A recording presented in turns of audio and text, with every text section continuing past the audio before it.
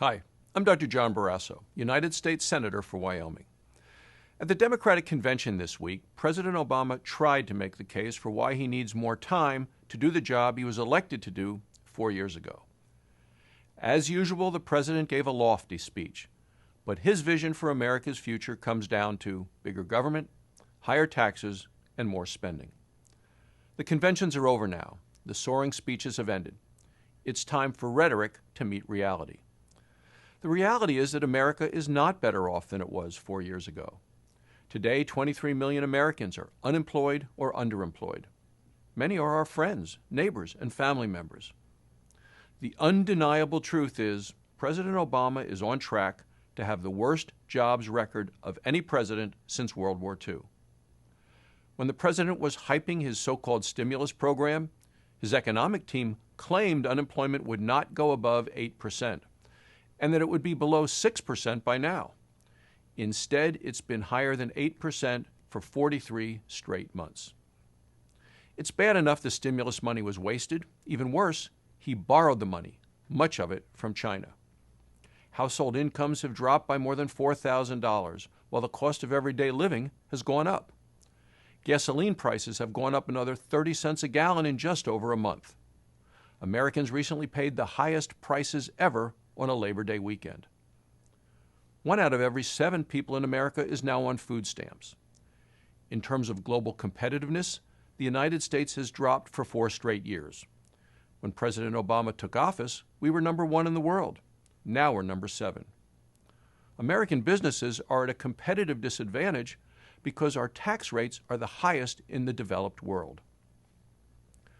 Americans know what works: low taxes, reasonable regulations, and living within our means. President Kennedy understood that. He said persistently large deficits would endanger our economic growth and our military and defense commitments abroad. He said that 50 years ago, in 1962. Washington's budget deficit that year was $7 billion. From $7 billion then to a $1.2 trillion deficit this year. For every year since he took office, President Obama has spent at least $1 trillion more than Washington took in, all of it borrowed. Under his watch, government spends too much, borrows too much, and grows bigger every day. President Obama's record of failure has come at a great cost to our country and our future. The president's policies have failed to produce the results, accountability, and solutions the American people deserve. The Obama administration is simply not moving our country forward. It's been said that faced with his record, the president has changed his hope and change message of 4 years ago to one of divide and conquer today. More presidential rhetoric and a plea for more time won't heal our economy. A healthy economy comes from a growing private sector. Yet the president doesn't seem to appreciate or value the private sector. Remember, he said, if you have a business, you didn't build it, someone else did. In Wyoming and in communities all across the country, there are bakers and florists and dry cleaners and farmers who did build their businesses and whose families have been working in them for generations. Those business owners know what President Obama does not. They understand, as Ronald Reagan put it, that you can't be for big government, big taxes, and big bureaucracy and still be for the little guy. As a nation, we are being bled by overspending, choked by overregulation, and paralyzed by a lack of affordable energy. Just look at the president's health care law. The American people knew what they wanted from health care reform.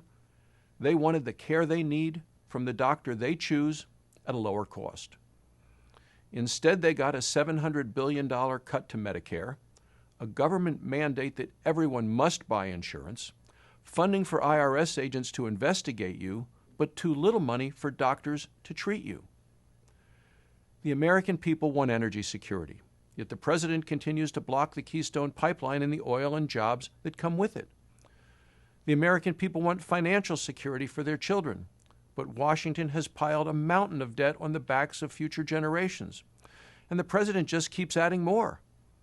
On his watch, the national debt just passed $16 trillion. President Obama says he deserves a grade of incomplete on his handling of the economy. But people only ask for an incomplete when they know they're failing. He's now asking you to give him more time. The question is, can we afford to give him that time? Republicans have the solutions to help create jobs and get our economy going in the right direction again. Instead of giving President Obama 4 more years to continue the policies that are not working, it's time for a change. Thank you for joining me today.